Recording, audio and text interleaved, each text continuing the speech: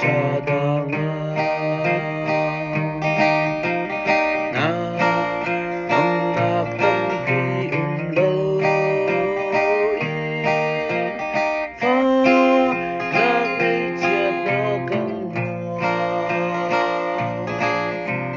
Cần vial te patian sin hal lâu in kan unsa Fanak le tuk for kan bua mo na kan unda kan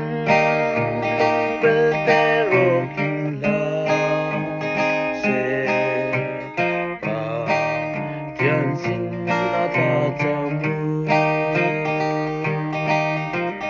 si